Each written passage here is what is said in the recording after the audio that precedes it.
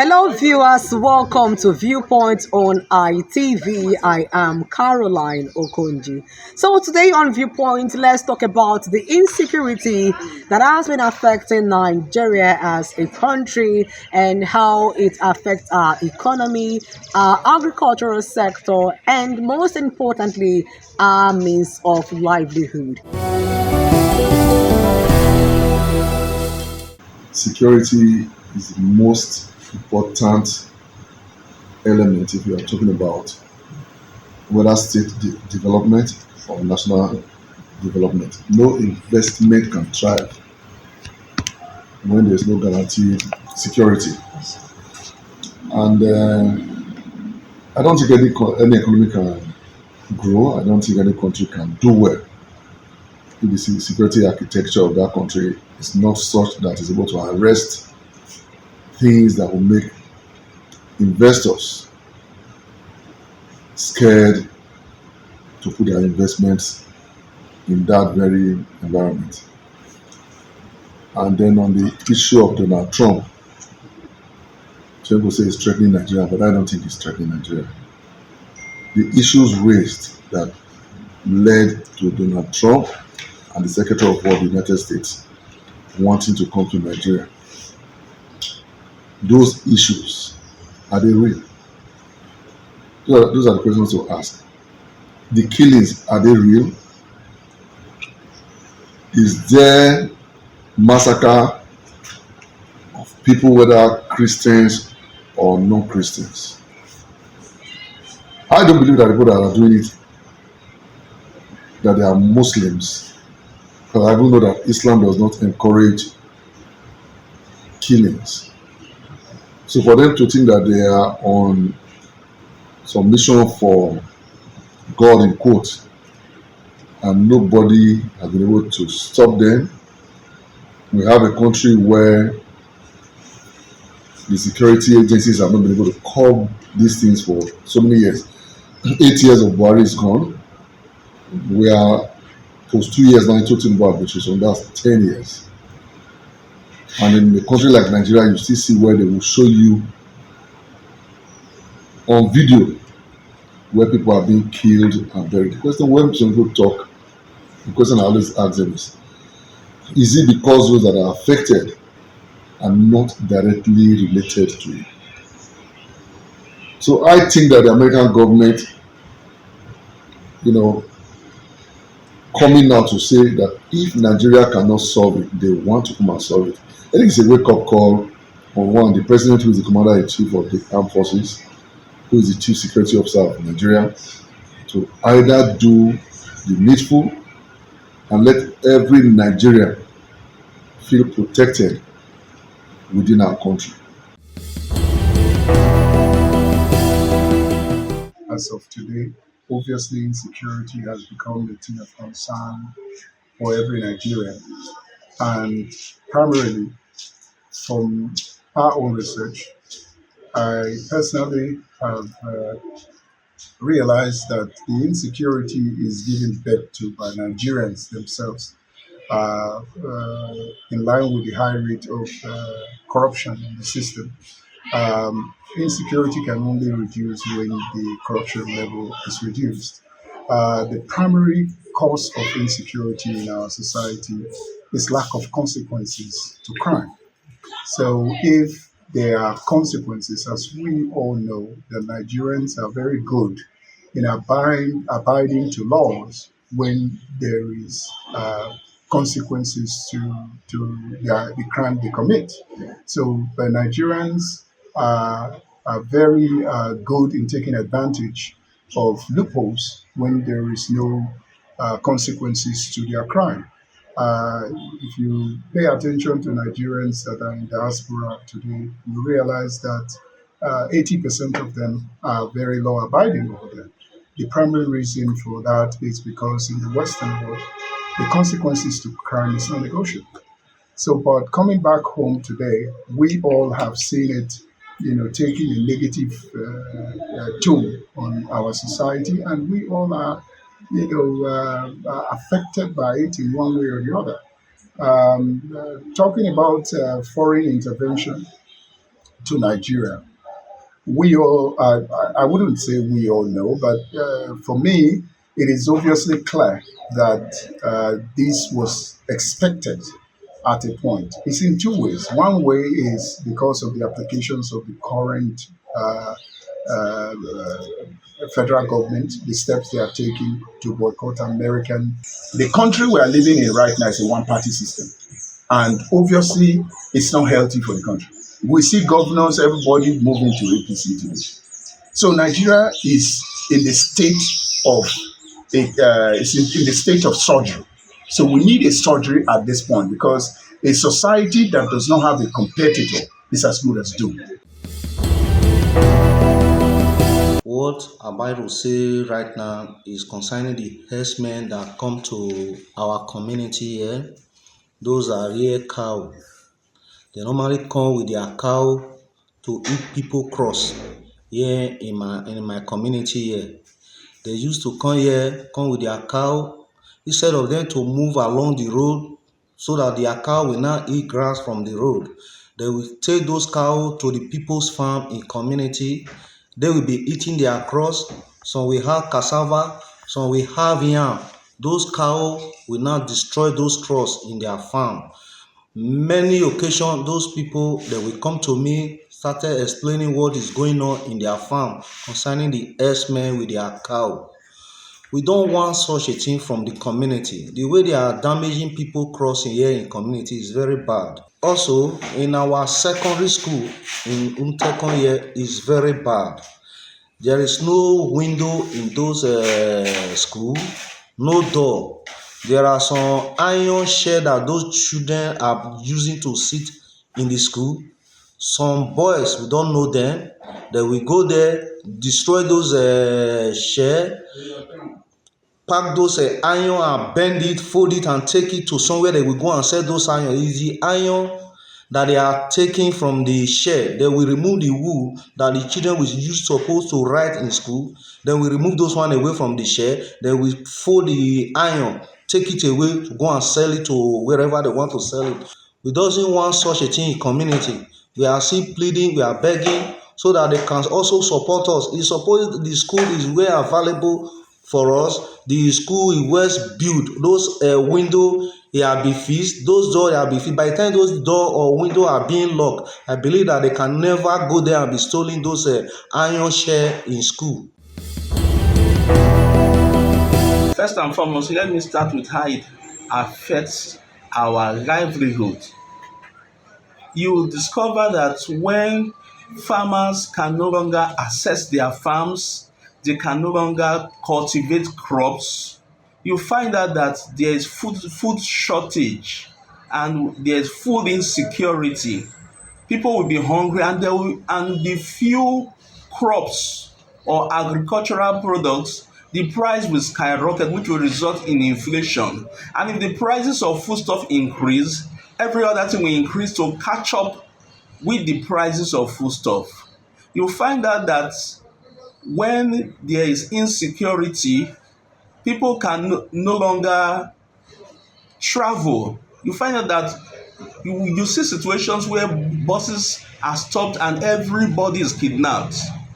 How will people do interstate and intercity economic matters or businesses?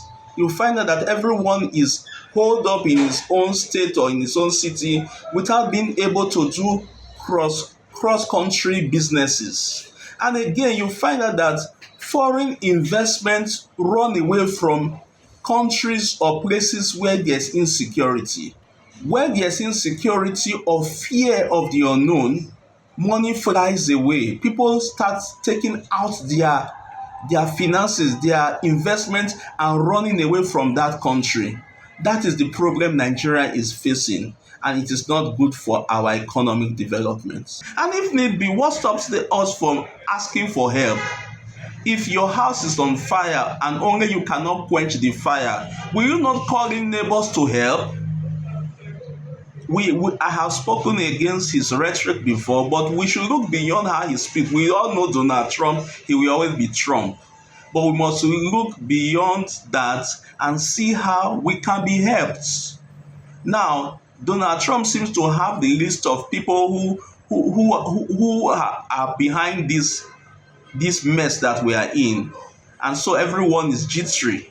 But Nigeria needs help, and if help is coming, we should accept it, so that these bandits, these headsmen can be driven away. We must not play politics with our security. If we need help, we should accept help.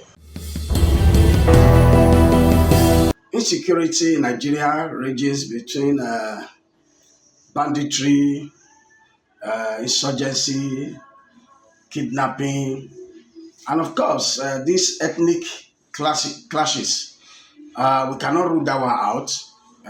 Also, the farmer headers herdsmen clashes, we can also rule it out. And the fact remains that this has been so predominant in the north and southeast of Nigeria. And I think of recent, we started experiencing kidnapping in the south. Before now, at the advent of the democratic system in this era, there was this militants in the south. But I think at the moment, what we are experiencing now, one can only say that there is other hidden agenda which is not visible to the understanding of the natural man, because we discovered that in the north, a lot of religious crisis, so to say, because we see the Christians are being killed almost on daily basis, churches are burnt, and of recent, the United States of America alerted us that there is, of course, genocide, the massacre of the Christians in Nigeria, of which we are not ignorant of that fact, because it has been always on the news. In Benue, in Plateau, of course, Nasarawa, Borno, Adamawa, where the Christian Association of Nigeria chairman of that state was also killed. I think as it stands, the effect is so devastating.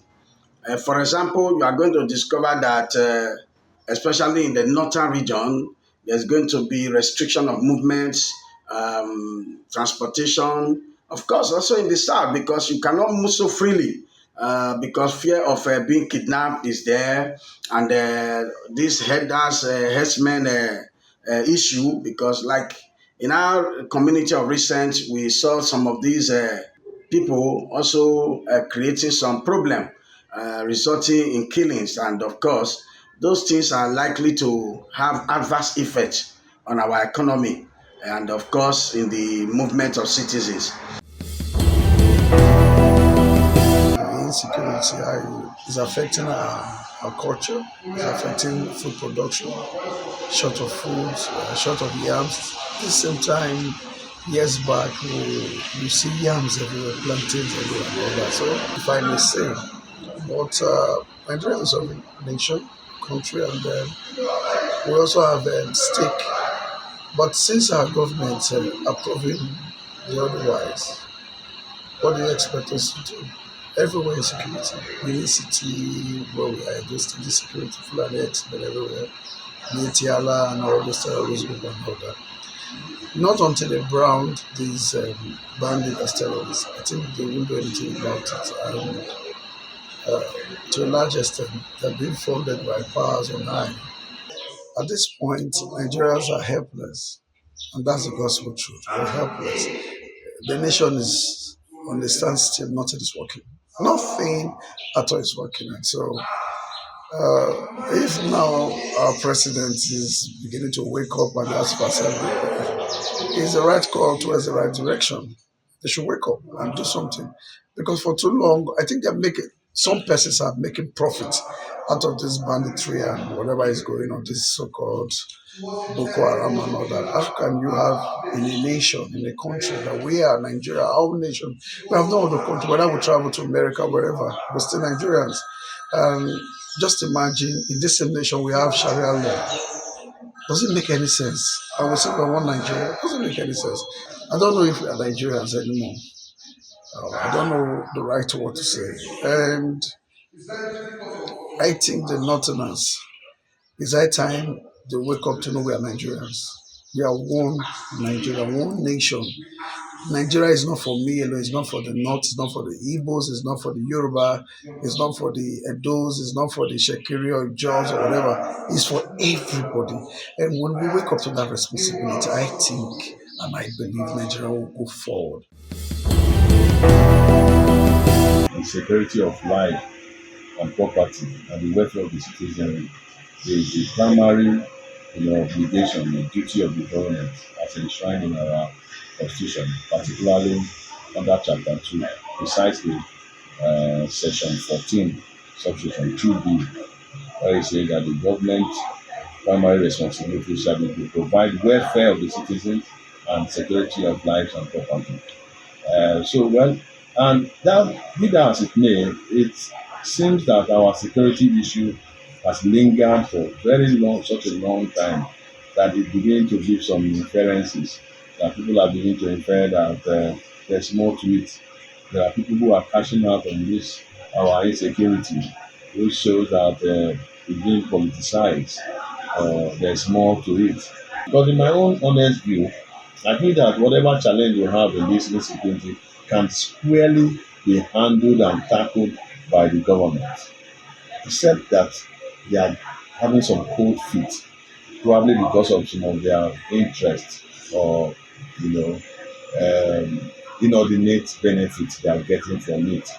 Otherwise, if they are set to tackle insecurity, who are these insurgents that you cannot suppress? But because there are political motives, there are selfish, objective. There are people who are making it here and there. I mean, insecurity or kidnapping and banditry have come in the realms of billions now. They now ask people for ransom in billions, in hundreds of millions. So it has become very profitable to indulge in.